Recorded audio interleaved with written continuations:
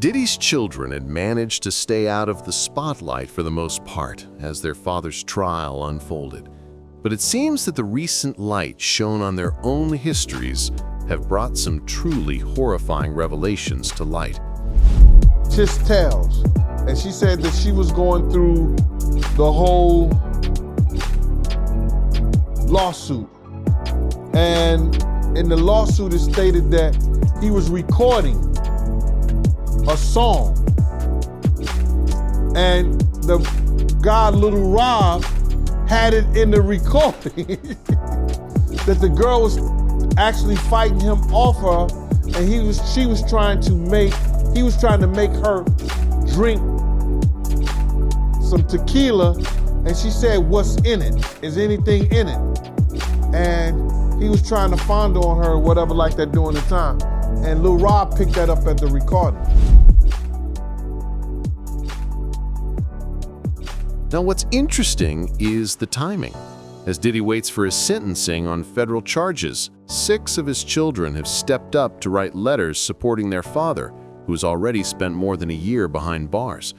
Diddy was found guilty on 2 counts of transportation for illegal purposes, and now Judge Arun Subramanian will decide what comes next. Even though prison time is still on the table, Diddy avoided a possible life sentence after being cleared of other major charges. His defense team has submitted a large stack of letters to the court, hoping to show another side of him. Among those are letters from 6 of his 7 children. Good morning, guys. Good morning, y'all. Step in, Lito, step in. Oh my God! That jacket is, oh my God. That's the most cool jacket ever. Oh my God.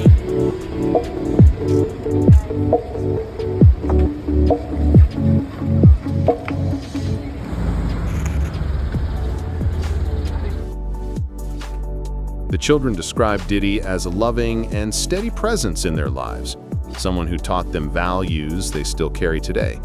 "My dad is not perfect," Justin Combs wrote. "I know he has made mistakes, and I do not deny that, but I refuse to let those mistakes erase the truth of who he is, a loving, present father who has instilled in me and my siblings the importance of respect, of honoring women, and of standing tall in the face of adversity. He is the anchor of our family, the one we look to for guidance and reassurance." Gandil, however, thinks this is all a facade from Justin, and that he actually stands to gain a lot from his own father being imprisoned. You happy because he didn't get the RICO and the racketeering, so he gets to keep his money. He gets to keep his inheritance. He gets to keep all the shit that they stole over the years from other people. That's why he happy. Him and Puff wasn't that tight. They used to go at it. People close by would tell that story. Yeah, that's still his father. But you and I both know that extra shit right out there, come on, man.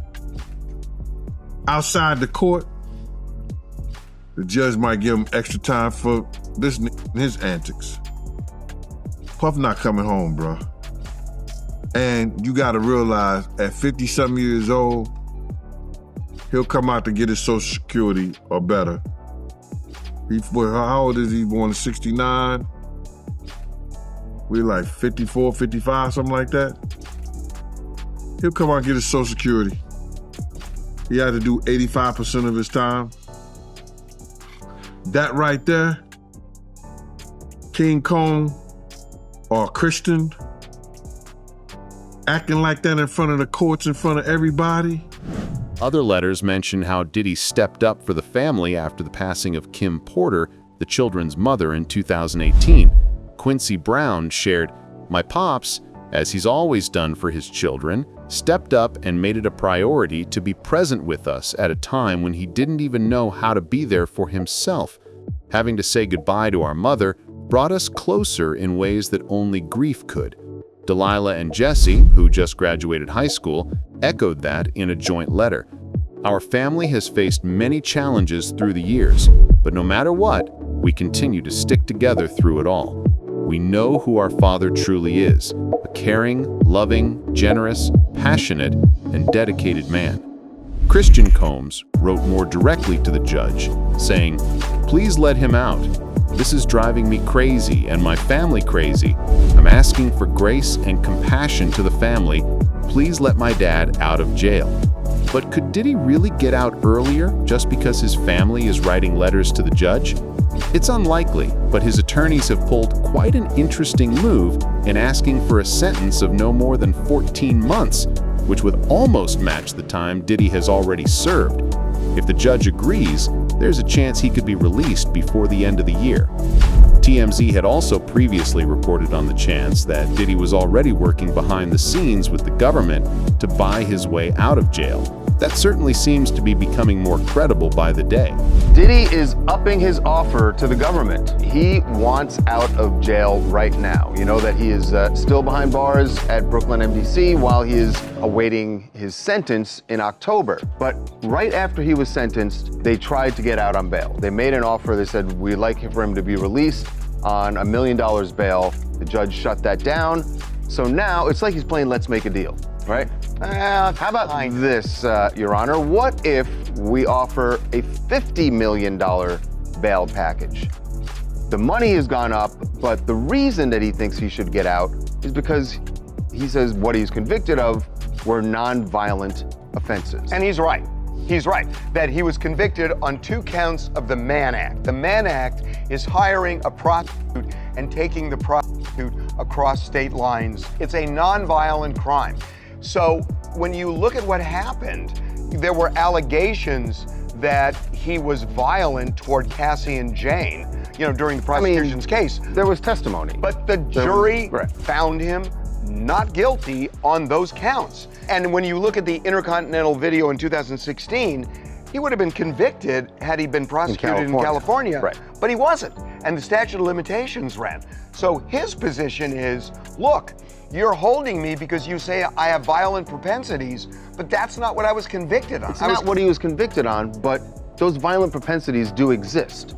Look, the bottom line is they didn't convict him You guys of are arguing the violence. wrong point. The Mann Act, under the bail statute, you can argue what you think the law should be. Here's what the law is. Under the bail statute, it is considered a violent crime. We can say it doesn't include violent. The Mann Act, 18 U.S.C. 2421, prohibits the transportation of individuals across state lines for prostitution and other immoral purposes. This is called a crime of violence when determining whether to detain a defendant on bail. Right, on bail. Counsel, wait a second. He just dropped code on you. He had the actual. He's asking for bail. No, but the judge didn't allow bail for $1 million. I know. They were willing to put $1 million up. And by the way, you know as well as I know that and I'm not defending Diddy here. All I'm saying is, no, I'm not. No, I know. I mean, Diddy should have been convicted in California. Hold on. But what I'm saying is, the Mann Act is not a violent crime. I know what you're saying. I get it. It's not. Even Diddy's mother, Janice Combs, who will turn 85 this year, wrote a letter of support. She admitted her son has made terrible mistakes, but still wanted the court to see the man she raised.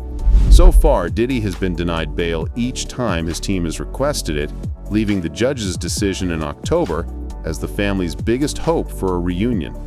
But many have come out to claim that Diddy's family is the last group of people that should be trying to appeal to the judge's emotion, seeing as many of them have some very shady allegations surrounding them. Take Justin Combs as an example.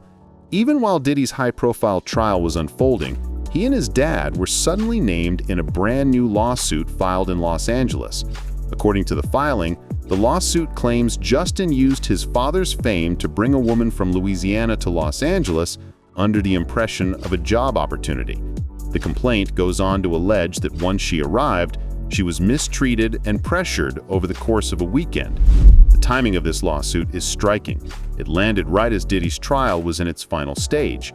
And on the very same day, his other son, Christian, better known as King Combs, dropped a new 7-song album called Never Stop. One of the tracks on the project is titled Diddy Free, with Ye, formerly known as Kanye West, listed as a producer. It seems that Christian is very much like his own father when it comes to all the wrong things. When do you grow up, man? and be who you really are. Because you ain't no gangster. You don't know what a gangster is. You a prankster. You a prankster, son. Stop that. I think when the people heard the mixtape and they called him out on it, and they was checking him and they was trying to check him, but they lost, bruh. They don't have no guidance. The dude who's supposed to be doing, I don't know if he's security or whatever like that. Man, what the fuck is you doing out here like this? He gets on the ground and start doing push-ups with him. Bruh, for real? Man, put your shirt on and get your ass back in that damn car. Stop acting like you stupid. Act like you got some sense. That's when they making the dollar make them, bruh. The dollar is making them.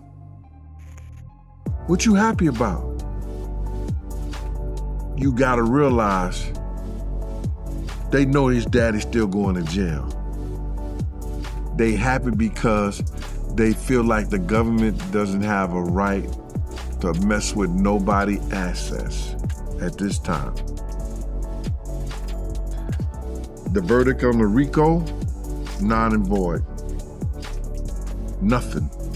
Racketeering, nothing. I guess it was some kind of, what was the other charge? Sex or something like that? Not sex. They got the sex charges, but the RICO, the racketeering, and the kidnapping. The kidnapping. Coercion, kidnapping, all this like that. All that was non-void. It went nowhere. It went nowhere. But you still partying? Your dad about to do some time. So he ain't getting life. Maybe he was around there dancing because Diddy ain't getting life. Gandil also went on to talk about how it's very likely that it was King's stupid behavior that led to Diddy getting arrested in the first place.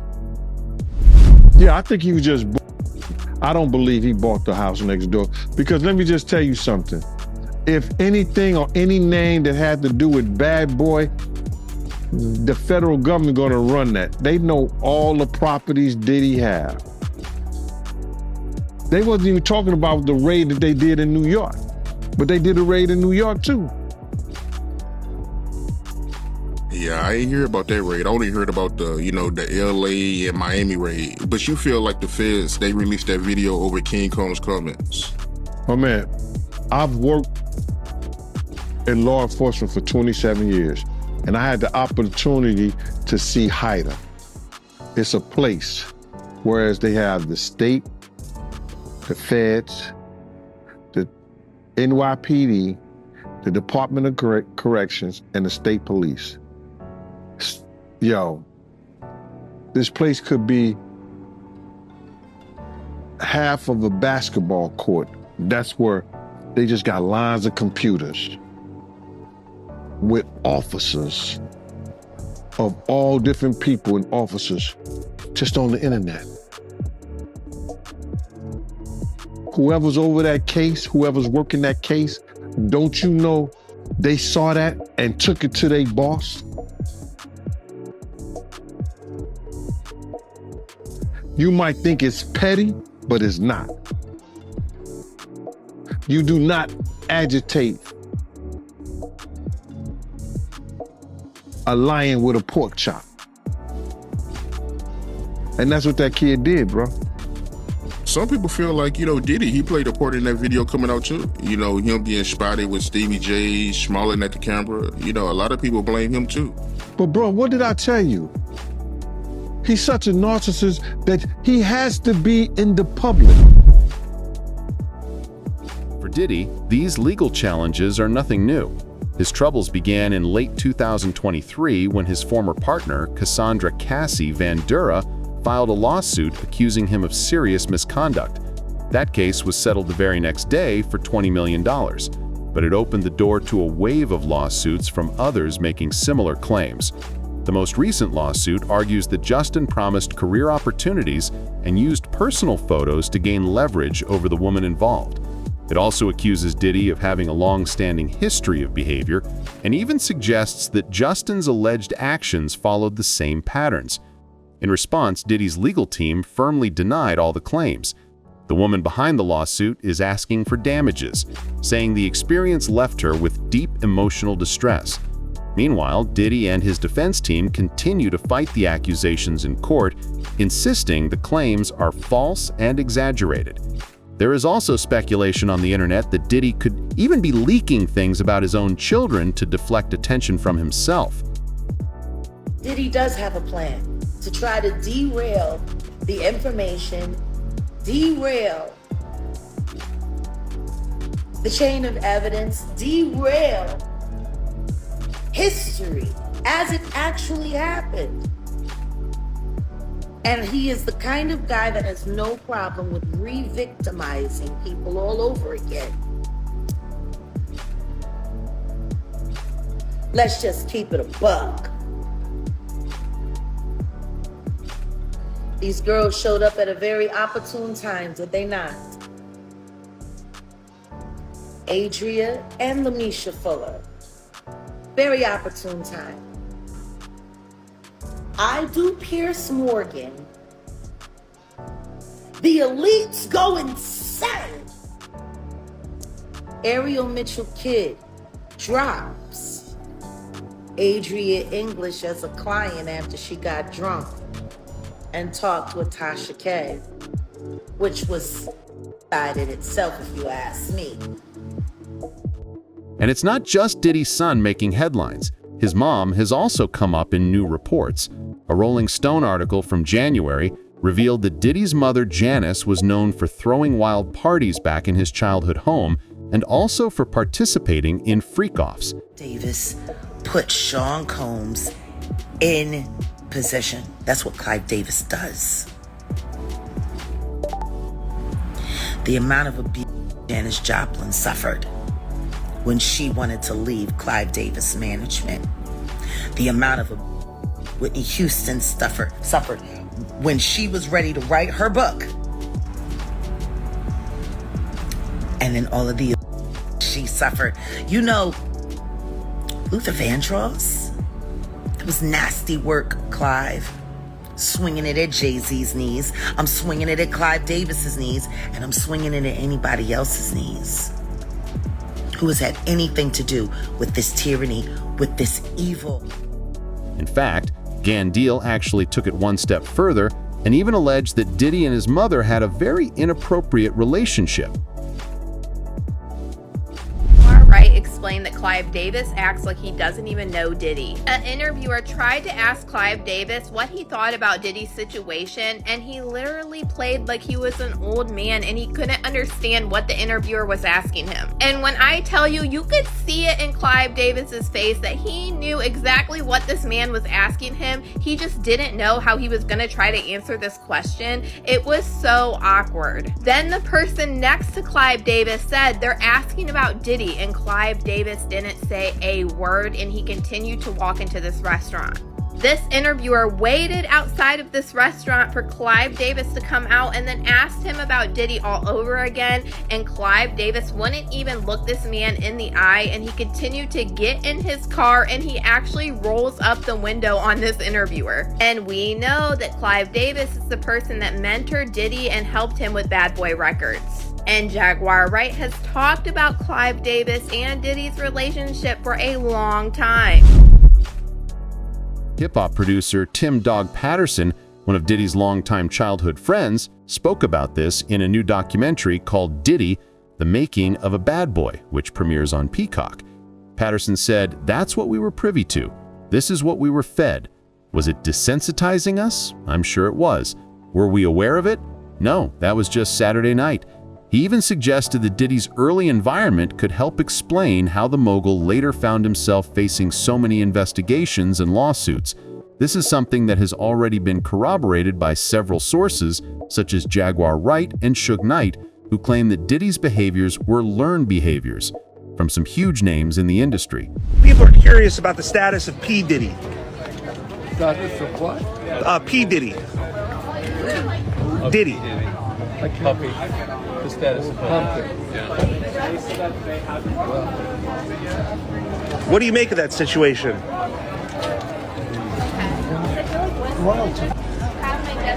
All right. No comment from Clive Davis on P. Diddy. Mr. Davis, you're a major influence on the career of P. Diddy. Have you spoken to him since the federal raid? Yes. Have you spoken to Sean Combs?